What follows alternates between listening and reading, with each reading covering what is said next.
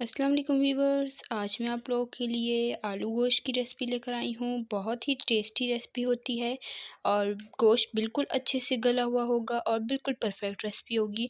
तो अपने वीडियो को एंड तक देखना है। तो चलिए अपनी रेसिपी स्टार्ट करते हैं। तो बिस्मिल्लाहिर्रहमानिर्रहीम। यहाँ पर मेरे पास है बोनलेस बीफ 1 किलो है और इसे मैंने अच्छे से धो लिया है। और आप चाहें तो हड्डी वाला भी ले सकते हैं, जो आपको पसंद हो आप वैसा गोश्त ले लें। मैंने यहाँ पर बोनलेस लिया है। और यहाँ पर आलू हैं 2 से 3 अदद छोटे साइज़ के, इसे मैंने 2 हिस्सों में कट कर लिया है। और प्याज हैं 3 दरमियाने साइज़ के, इसे मैंने बारीक स्लाइसेस में कट कर लिया है। टोमेटो पेस्ट है हाफ़ कप और दही है 1 कप।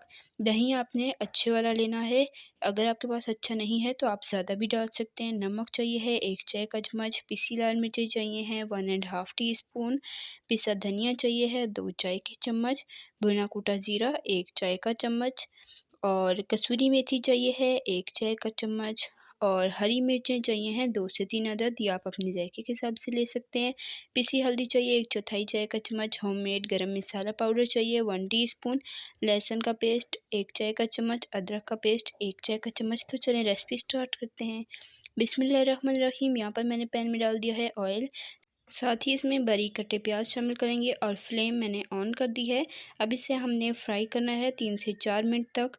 तो आपको दिखाते हैं कि फ्राई हमने कितना करना है। तो अभी हल्का हल्का कलर आना शुरू है और अब तकरीबन 2 से 3 मिनट हुए हैं और हमें ऐसा कलर नहीं चाहिए, हमें थोड़ा गोल्डन कलर चाहिए है। तो इसे 2 से 3 मिनट और कर लेते हैं फ्राई।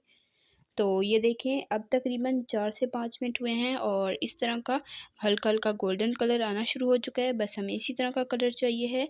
अब इसमें हम बोनलेस बीफ शामिल कर देंगे और इसे हाई फ्लेम पर अच्छे से भून लेंगे। तो अब तकरीबन 3 मिनट हुए हैं और गोश्त का कलर काफ़ी हद तक चेंज हो चुका है।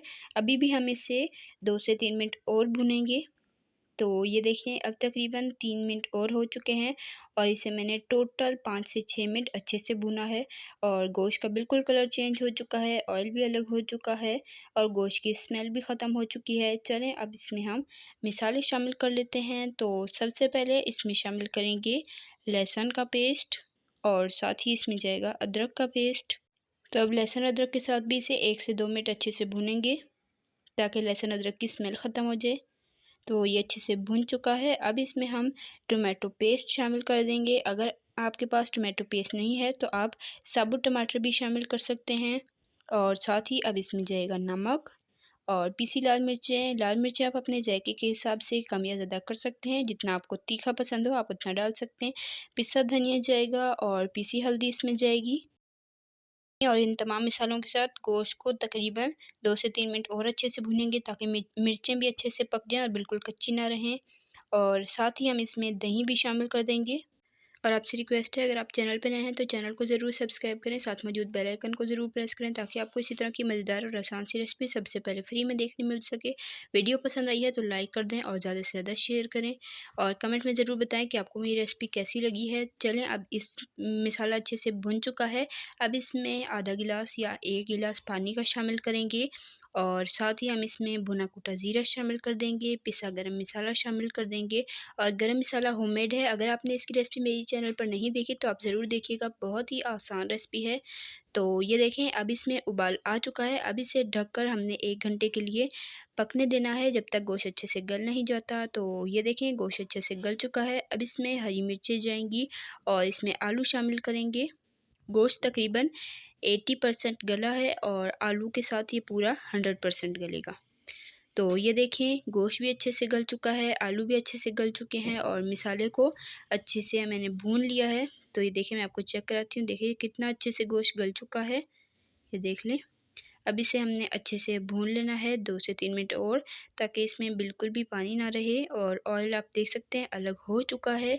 तो इसका मतलब है कि हमारा मज़ेदार सा गोश्त का सालन भुना जा चुका है। अब इसमें हमने पानी शामिल करना है सिर्फ़ चौथाई कप या आधा कप, इससे ज़्यादा आपने पानी नहीं शामिल करना ताकि इसमें हल्की सी ग्रेवी हो।